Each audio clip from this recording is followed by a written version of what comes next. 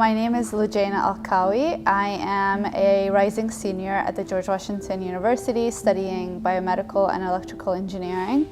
And I really want to go into medical devices. Ideally, I would like to be a cardiovascular surgeon. Going to high school and middle school and elementary school, I was basically the only Muslim in every class I was in. I don't personally regard myself as a spokesperson, delegate, or representative of Islam Muslims or Muslim women, but I do recognize the power that my headscarf alone has. As soon as somebody sees me, they see, a Muslim identity, and whether I accept that identity or not, I have to accept the fact that I will, perceive an image of Islam or Muslims somehow to the person who might not know a lot about Islam and Muslims. People who are not Muslim and don't know a lot about Islam and Muslims get wrong the idea that Muslims are out to get them and out to create a campaign to change America overnight. And I will say, I don't think an average American Muslim has time for that. And so why would they want to create a horrible environment for other people, and would they know they want good for them and their families? I had to make sure that I was cautious with how my words came out and how I kind of acted in some ways, because I know if they see, Lujaina is acting like this, all Muslims act like that, and that's definitely not true. And that's such a problem with the Muslim community in America, because Western Muslims have to deal with this all the time. That was an incentive for me to be extra good and extra academic, because I wanted to help shape the Muslim American label.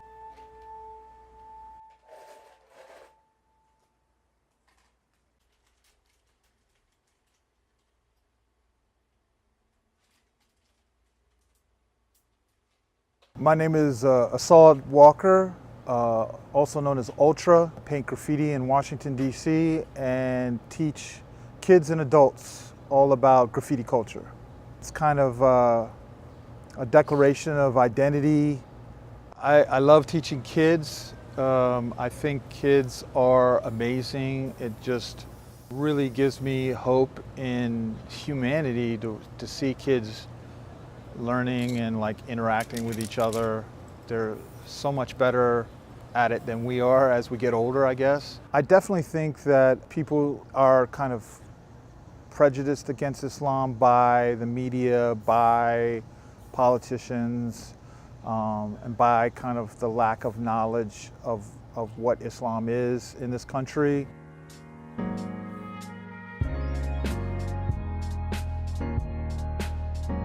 One of the most important things we do is educate people about what the meanings of the word hip hop are. People often do when talking to me about hip hop is they ask me about marginalized communities. And it's a strange question to me, in part because hip hop isn't marginal. It hasn't been for a very long time. The primary consumers of rap music, which is usually what they're talking about when they ask me about hip hop, are white, mostly male Americans. And so it's strange to me that people who are not a part of hip hop don't know that their children, their friends, their neighbors are the primary consumers of this thing that they think happens in marginal communities that are mostly black and brown. Because ultimately these communities are about bringing people together towards greater purposes. We've gone from being a Saturday program to a 7-day-a-week program that offers classes for young people in 13 different art forms, and now adults as well. That's part of what Words, Beats, and Life does, is brings together communities of various kinds, various traditions, to submit our will to the universe or to God together. We showcase those young people at community events, b-boy jams, concerts, festivals, in Washington, D.C. and now all over the world. We've been fortunate enough to visit 12 countries as hip-hop ambassadors, taking the culture to meet people who are already working through hip-hop in their local communities. I think part of the reason why it resonates in Muslim communities is because of this idea of free speech. A Muslim forever becoming a better Muslim. I think the same could be true for a Christian, the same could be said for a Buddhist, ever becoming a better version of yourself. And by that I mean submit to service, to humanity.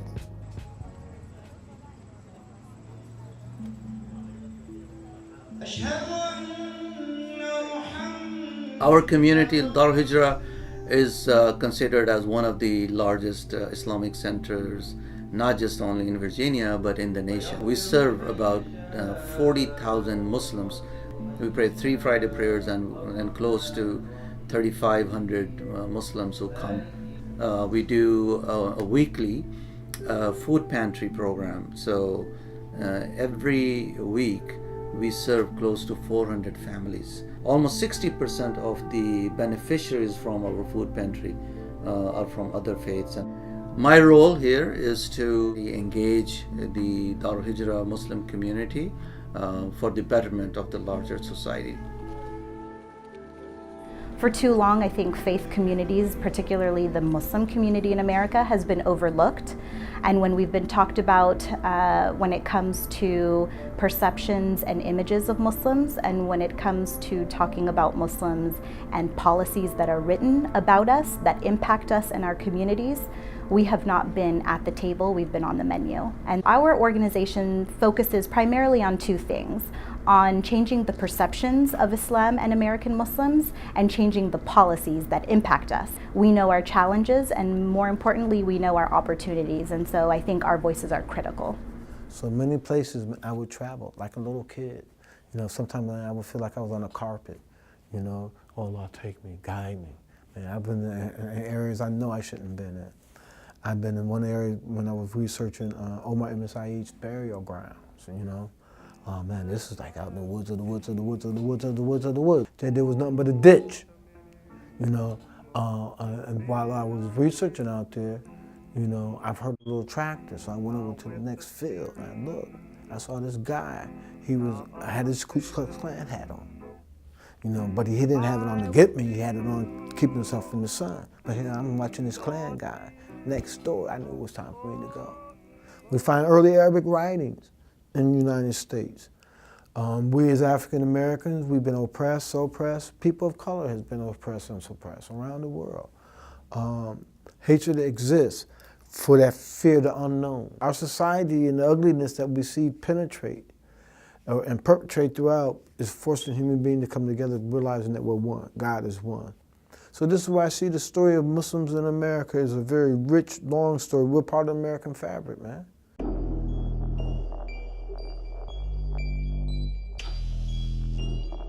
I am a conceptual artist, so the concept or the idea behind each piece is the most important element. And I do systematic art, which is related to my background in science and math. Math and art are, I think, to me, they're one thing. It's a way to put 2 things together and make something unique. I like to challenge my audience, so they don't just get something easy. They will have to understand the concept or the math or the equation behind the piece to be able to understand it. How do you convince the world that not every Muslim is a terrorist? And with all of this frustration, I had to talk about it, and I feel like our job as an artist is just like everyone else. We write the history of our time. I was forced by whatever I'm experiencing here, being in America, that I will have to talk about it. Because I do have lots of friends from different religions back home. And I love them, and they don't judge me, and I don't judge them. Like, we're one people, like one family. But then when I moved here, I felt like I am the outsider. I am nobody, I'm different, and I am not part of this. I did a performance piece. I call it structure, but it's like about our society. And it's like I'm comparing this society where I come from and this new society that I'm trying to fit in. So I'm in the dark room, performing, wearing black, using the UV light, and I built this structure made of very thin wood, and it represents our society. So I'm questioning the fact that how could we build a structure that's strong enough for us to live in, yet it will give us the freedom to do things that we wanted to do. By the end of the performance, I had to break it. So I broke the wood and I felt so relief. But then at the same time, I'm representing this society that's very scary to me, that's unsafe, because crime happens in the dark when people doesn't fit in that society. But I learned to be strong, I learned to be confident enough to live and survive. To be a Muslim in America is a heavy thing to have on your shoulders sometimes. Free Women Writers, it's a collective, all-volunteer collective of Afghan women in Afghanistan and also across the diaspora. We have teams in Mazar, Kabul, and the DC metropolitan area. And we host events, we publish books, resource kits for women who are facing violence. We publish poetry. Our main goal is basically to advocate for gender equality and women's rights, to connect women to each other and kind of voice our stories, what we hope to do, and creating this platform for all that to happen. The main message of our book, you're not alone in facing what you are facing. You can find support in the people around you, and you can overcome whatever it is that's in your way by little steps, and just believing in yourself and believing in the power that you already have.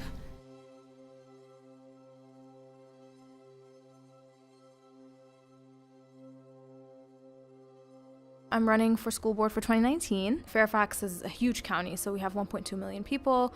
I'm really excited about trying to work on a board that's basically charged with making a better community for everyone through the education resources that I provided. I strive to be accessible. I hope to set an example for what servant leadership is and redefine what it means to be a politician. My favorite thing about being Muslim, a connection to a global vision that forces you to improve your own character and your own self first and foremost. This concept of being a khalifa, within our tradition, it's the idea of being stewards of the earth, of taking care of the planet, of taking care of those around you, of your community. If I had the opportunity to speak to every American, let's think about how we can make this a better country for all of us. Let's think about how we can make this a better community. What's the step we can take to improve ourselves and through improving ourselves, then improve the community around us? What do you do in those situations when someone says something racist or someone asks an ignorant question? And I found an incredible potential solution is to try to hug them or to just say, "Can I give you a hug?" That's always it catches people off guard. So a few years ago, I think this was when the attacks in Paris happened.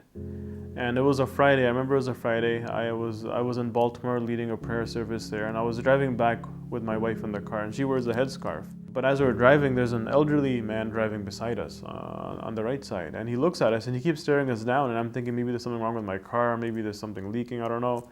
And then he just starts yelling and pumping his fist and giving me the finger, and he's angry. I was in 8th grade and I was going to my locker one day, and all of a sudden I hear this boy run up behind my back, and he screams in front of the whole hallway, "Anaya is gonna bomb the school." And the hallway was packed, so all these kids heard him yell this and were looking at me. Being Muslim in America today, it's increasingly difficult. There are a number of challenges that Muslims face here in the US and around the world. A lot of the angst that's coming and propelling the Islamophobia is really coming from a place of misinformation. But with this as well, I believe that this is an opportunity for us as Muslims, especially Muslims who believe in the Messiah, Mirza Ghulam Ahmad of Qadian, members of the Ahmadiyya community, to actually show people what the true meaning of Islam is. That means to submit or surrender to the will of God, but a derivative of that then also means peace, that are achieving peace through submitting to God. That this is the arena we can come in to show them that these prejudices you have against Islam are unfounded. At our school, we have a Muslim Student Association in which we strive to have a positive outlook on Islam. There's just a greater need for safe space in high school because a lot of the time students feel a little bit hesitant or unaware about Muslims as a whole because they often tend to believe stereotypes, which is why we have this club where not only Muslims but non-Muslims are welcome to really come and learn more about our religion and also just come together as a community and help out. First and foremost, I am Muslim, but there's more to me. I'm an American, I'm Pakistani, I'm a student. I have hobbies that I cherish, I have passions that I'm striving to get to every day, and there's just way more to my identity than just my religion.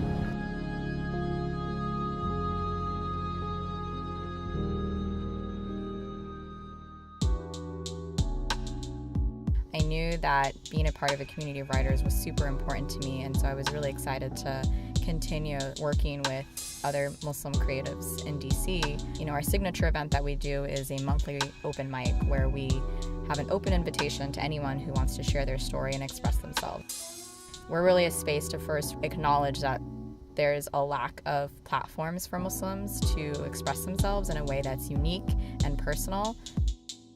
I think art builds empathy. Islam is all about creating empathy and seeking justice and pursuing justice. So I think for me, art, justice, empathy, like that all connects and it all aligns to each other.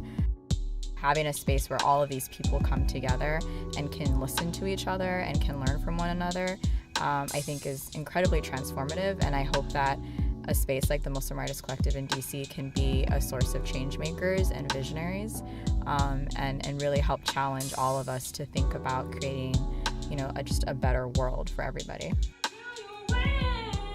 Until I had a taste of the ways of being broke, stressed every day, feeling like you're gonna choke, but didn't lose hope.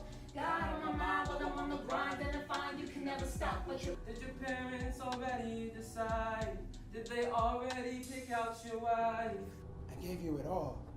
So to my past lover, there may just come a day where the angels on your shoulders will whisper in your ear, you know, that boy really did love you. There may come a day where the demons laugh behind our backs because they destroyed us. There may come a day where you realize I was a soldier who came home from a war you started, was not welcomed in like family. See, the reason I don't date anymore is because what's the point of feelings without family?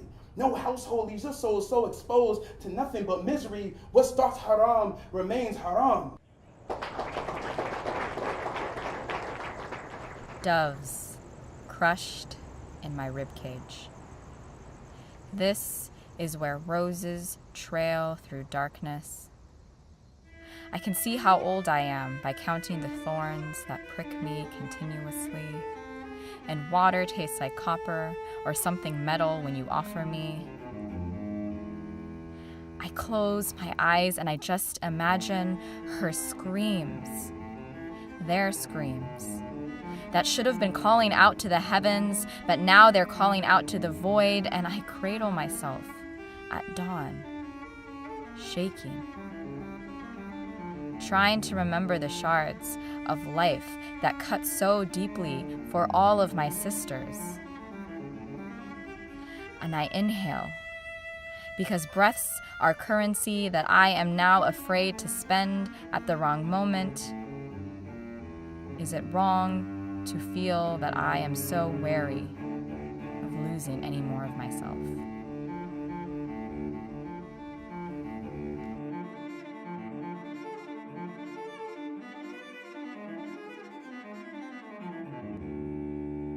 I feel there's a need to be able to tell our story.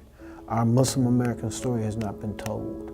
It's a very rich story. Where does the word Islam comes from? The word Islam comes from salam. Salam is peace.